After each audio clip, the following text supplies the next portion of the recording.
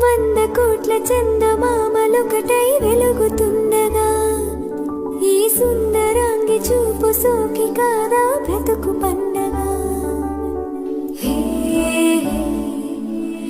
హే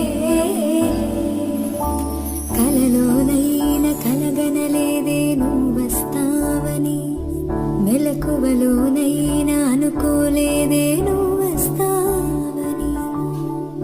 ఆ దేవుడు కరుణించి ఈ దేవత కనిపించి ఆనందం కలిగించి ఈ బంధం కదిలొచ్చి ప్రేమ పైన నమ్మకాన్ని నాలో పెంచుతున్నది. నన్ను కమ్మనైన